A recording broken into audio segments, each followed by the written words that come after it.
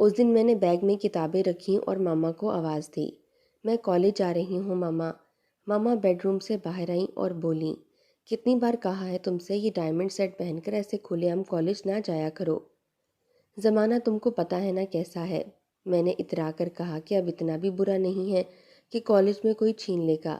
گاڑی میں جاتی ہوں، گاڑی میں آتی ہوں، ذرا کالج میں دھاکی بیٹھ جاتی ہے میرے ڈائمنڈ سیٹ کی۔ یہ کہہ کر میں بھاگتے ہوئے گاڑی میں آ کر بیٹھ گئی۔ لو جی مل آنر آ گئی۔ حفصہ مسکراتے ہوئے میری طرف بڑھی۔ میں بھی مسکرانے لگی۔ ہر کوئی ڈائمنڈ سیٹ کی جو مجھے میری منگنی پر میرے منگیتر رضوان نے پہنایا تھا تعریف کرتا تھا اور فخر سے میرا سر بلند ہو جاتا۔ آخر میں دلدار خان کی بیٹی تھی۔ پاپا کی فیکٹری کی ہم دو ہی تو وارث تھیں، ایک میں اور دوسری مجھ سے 2 سال بڑی رباب۔ پاپا اور ماما کی ہم دونوں لاڈلیاں تھیں۔ میرے پاپا اب سے 2 سال پہلے ایک سرکاری محکمے میں جنرل مینیجر کی پوسٹ پر تھے۔ زندگی بہت مزے میں گزر رہی تھی۔ تنگی حالات کا دور دور تک پتہ نہیں تھا۔ پاپا ریٹائر ہوئے تو ان کو گریجویٹی کے نام پر اچھی خاصی رقم ملی۔ احمد ماموں کے 2 بیٹے تھے، بڑے بیٹے عرفان کی رباب اور چھوٹے بیٹے رضوان سے میری منگنی زبانی طور پر ہو چکی تھی۔ احمد ماموں کا دھاگا بنانے کا کاروبار تھا۔ دونوں بیٹے تعلیم مکمل کر کے ماموں کے ساتھ کام کر رہے تھے۔ ممانی ذرا چلاک فطرت کی تھیں مگر پھر بھی ہم سب میں کافی انڈرسٹینڈنگ تھی۔ پاپا کو گریجویٹی ملی تو ماموں نے مشورہ دیا کہ ان پیسوں میں کمپیوٹرائزڈ مشین منگوا کر بڑے پیمانے پر کارخانہ یعنی فیکٹری بنا لی جائے۔ پاپا نے 1 کروڑ روپیہ اس کام پر خرچ کر دیا۔ گاؤں میں کئی زمینیں تھیں، انہیں بیچ کر رباب کی شادی بھی کر دی۔ یہ شادی بہت دھوم دھام سے ہوئی۔ اس فرض سے آزاد ہو کر پاپا نے اب فیکٹری پر توجہ دینا شروع کر دی تھی۔ فیکٹری چلانے کے لیے پاپا نے ایک بہت بڑا پلاٹ کرائے پر لے لیا تھا جس کا کرایہ تقریباً 2 لاکھ ماہانہ تھا۔ ابتدا میں فیکٹری خوب چلی لیکن پھر گھاٹا ہونا شروع ہو گیا۔ نقصان دیکھتے ہوئے پاپا نے اپنی ساکھ برقرار رکھنے کے لیے گھر ہمارا گروی رکھ دیا اور مزید قرضہ لے کر فیکٹری میں لگا دیا۔ دونوں مشینوں پر کمپیوٹرائز کڑھائیاں ہوتی تھیں۔ جو پارٹیاں تھیں وہ لاکھوں کا کام کرواتی تھیں لیکن پیسے آدھے دیا کرتی تھیں، اسی لیے ہمیں نقصان ہو رہا تھا۔ دھاگا ماموں کے ہاتھ سے آتا تھا جس کا وہ پورا پیسہ وصول کرتے تھے۔ اس طرح ان کا کاروبار بھی خوب چمک رہا تھا۔ پاپا کا کاروبار گھاٹے میں جا رہا تھا۔ یہ بات اب تک کسی کو معلوم نہیں تھی اور میرے ماموں سے بھی یہ بات چھپی ہوئی تھی، اسی لیے وہ مسلسل مجبور کر رہے تھے پاپا کو کہ میری منگنی رضوان سے کر دی جائے۔ ماما بھی یہی چاہتی تھیں، اسی لیے پچھلے سال میری منگنی کر دی گئی۔ اس موقع پر رضوان نے مجھے ڈائمنڈ لاکٹ سیٹ، ٹاپس اور انگوٹھی تحفے میں دی تھی جسے میں ہر وقت پہنے رہتی تھی۔ دیکھتے دیکھتے 1 سال گزر گیا۔ میں دیکھ رہی تھی کہ پاپا کا بلڈ پریشر حد سے زیادہ ہائی رہنے لگا ہے۔ رہی سہی کسر شوگر کی بیماری نے پوری کر دی۔ پاپا 1 ہفتہ بیمار رہے لیکن فیکٹری جاتے رہے۔ آج بھی وہ صبح سے فیکٹری گئے ہوئے تھے۔ ماما بار بار فون کر کے ان کی طبیعت پوچھ رہی تھیں۔ میں بھی اپنے BA کے پیپر دینے کے بعد فارغ تھی۔ ابھی میں اپنی سہیلی رانیہ سے باتیں کر ہی رہی تھی فون پر کہ ماما کی مجھے چیخنے کی آواز سنائی دی۔ میں بھاگتی ہوئی ان کے پاس آئی۔ کیا ہوا؟ تو وہ رو رہی تھیں۔ کہنے لگیں کہ پاپا بھی ہوش ہو گئے ہیں۔ پاپا کو فالج کا شدید اٹیک آیا تھا۔ ہم سب پریشانی کے عالم میں ہسپتال پہنچے تو وہ ICU میں تھے۔ رباب اور عرفان بھی وہاں پر آ گئے۔ ماموں، ممانی اور رضوان بھی ساتھ تھے۔ وہ ہمیں حوصلہ دے رہے تھے۔ ڈاکٹر نے بتا دیا تھا کہ 72 گھنٹے انتہائی اہم ہیں اور 72 گھنٹوں کے بعد ڈاکٹر نے یہ افسوسناک خبر دی کہ پاپا کومے میں چلے گئے ہیں۔ کب تک یہ حالت رہے گی کوئی نہیں جانتا تھا۔ ہمارے تو پیروں تلے سے زمین نکل گئی اور پھر ہم نے اپنوں کو جو کہ غیروں کی طرح ہو گئے تھے بدلتے ہوئے دیکھا۔ مشین بند ہونے سے فیکٹری بالکل بند ہو گئی تھی۔ ماما نے ماموں کو مشورے کے لیے بلایا تو ماموں کے تو مزاج ہی بلند تھے اور مل ہی نہیں رہے تھے۔ انہوں نے سارا الزام پاپا کی نااہلی پر ڈال دیا تھا۔ میرا دل چاہا میں ماموں سے کہوں کہ یہ فیکٹری لگانے کا مشورہ تو آپ کا ہی تھا نا، مگر جب ماما خاموش تھیں تو میری کیا جرأت۔ ماموں نے کہا جب تک مشینیں نہیں بکتیں جگہ کا کرایہ تو لازمی ادا کرنا ہوگا۔ مشینیں کیسے بکیں گی؟ ماما نے پوچھا۔ ارے بھائی، اگر چلتی ہوتی تو مشینیں بک جاتیں، اب تو لوہے کے دام بھی بڑی مشکل سے بکے گی۔ ماموں نے برا سا منہ بنایا اور وہاں سے اٹھ گئے۔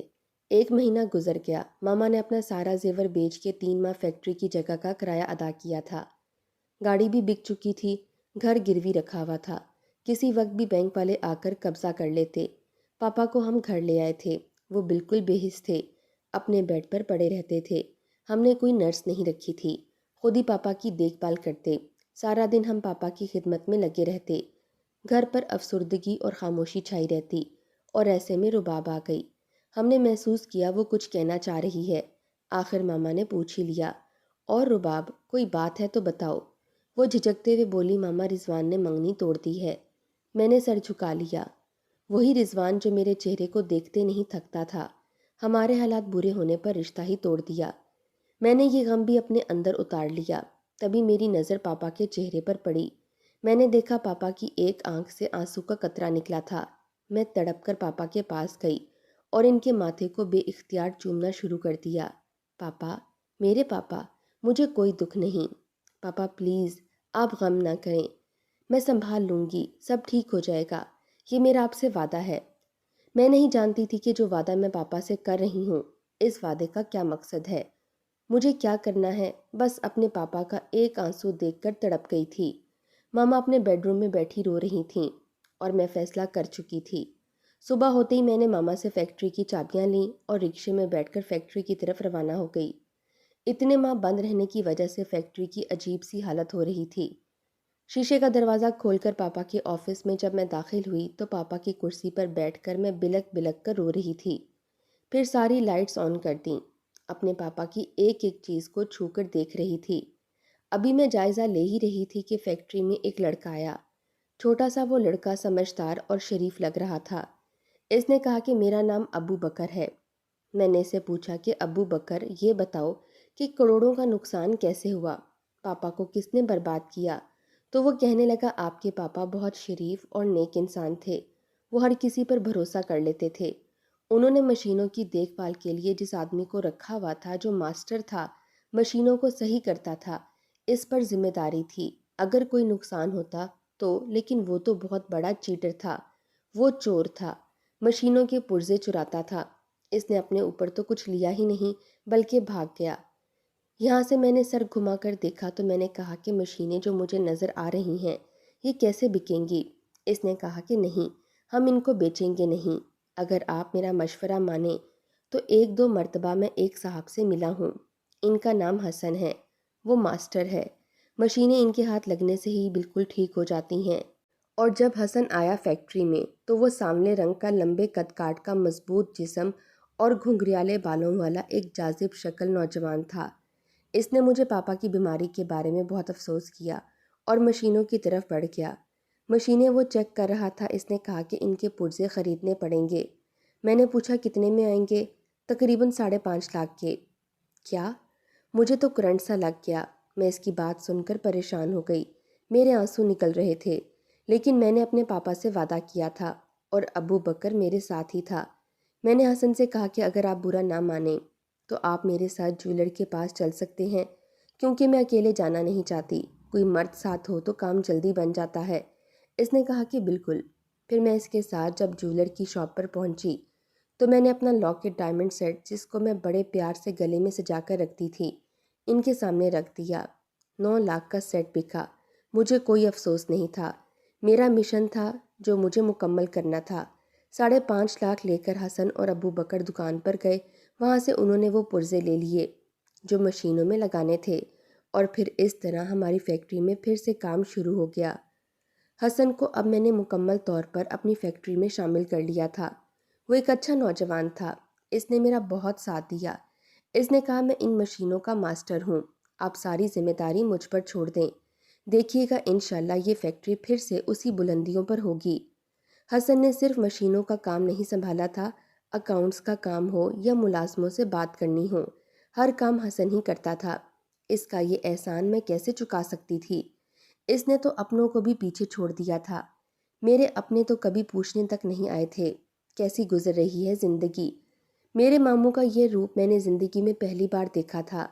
حسن نے مجھے مکمل طور پر کھڑا کر دیا کہ اب میں اس قابل ہو گئی تھی کہ اکیلے اس فیکٹری کو چلا سکتی تھی۔ تو ایک دن اس نے مجھ سے کہا کہ میں کل کوریا جا رہا ہوں۔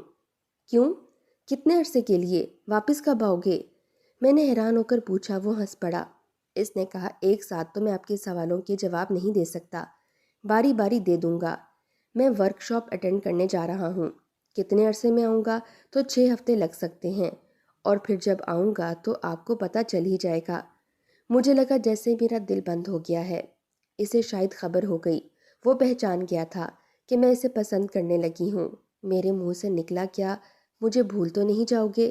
اس نے مسکرا کر کہا، یہ جو روزانہ یہاں حاضری دیتا ہوں یہ کافی نہیں ہے کہ ضروری ہے کہ میں اقرار ہی کروں؟ میں مسکرا دی۔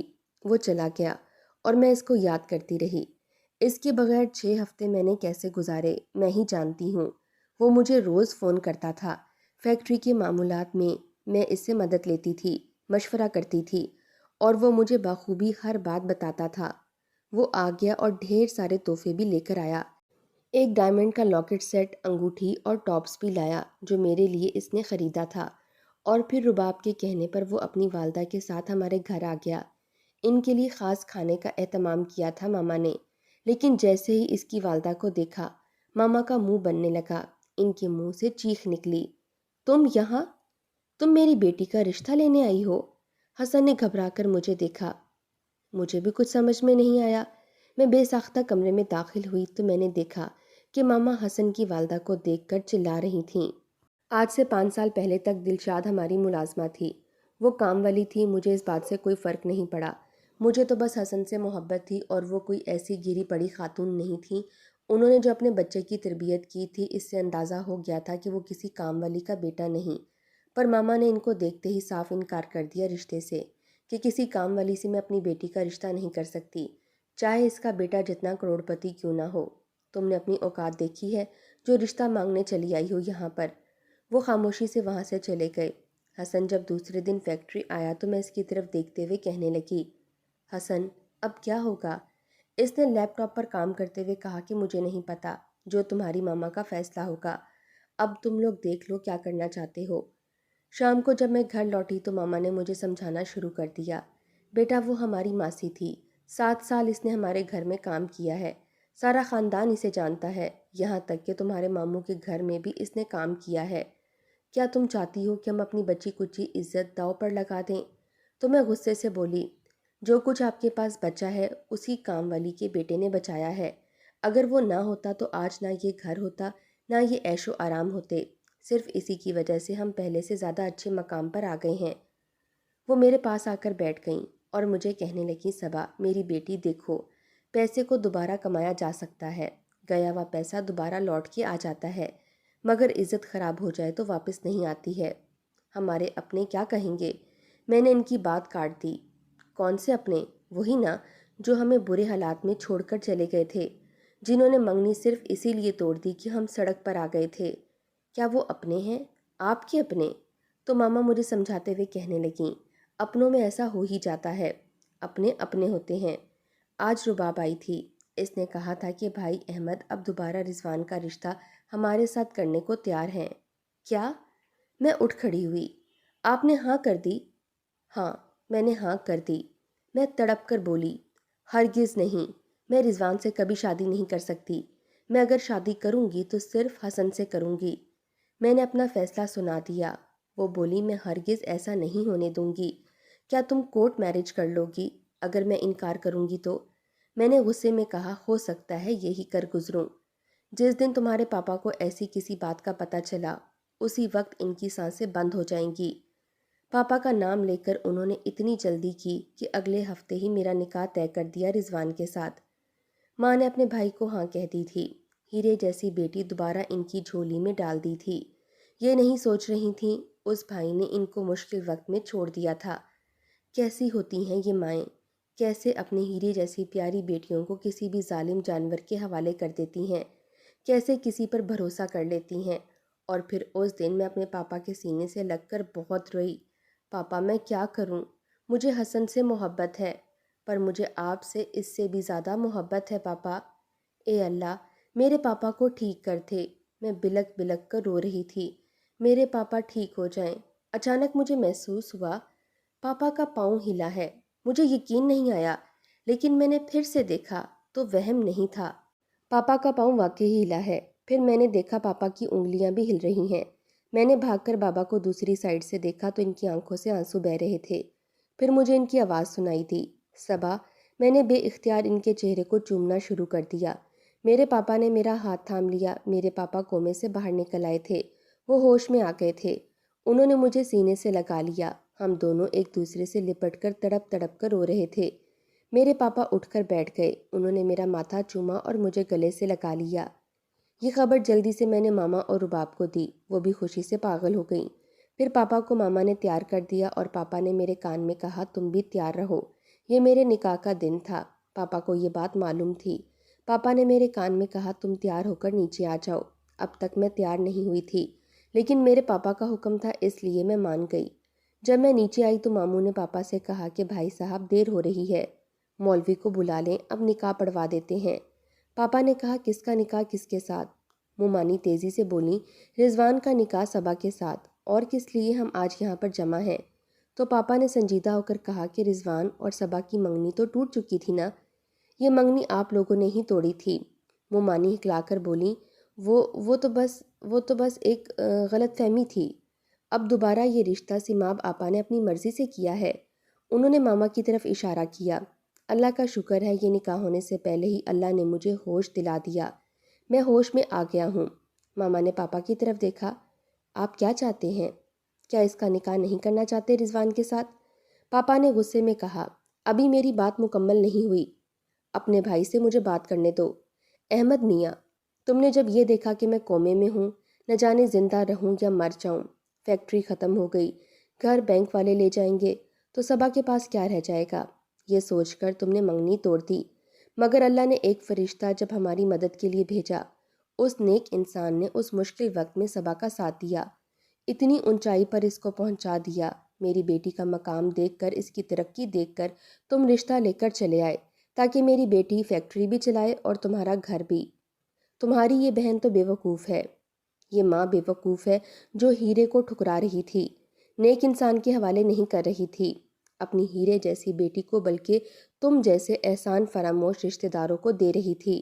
ماموں ہو تم صبا کے، کیا رشتہ نبھایا تم نے ماموں ہونے کا۔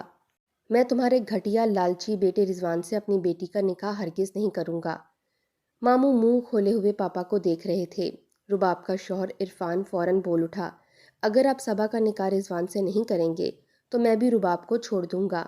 پاپا مسکراتے ہوئے بولے، ضرور چھوڑ دینا، مگر رباب کا نکاح نامہ ابھی تک میرے پاس موجود ہے، اس پر تمہارے سائن بھی موجود ہیں۔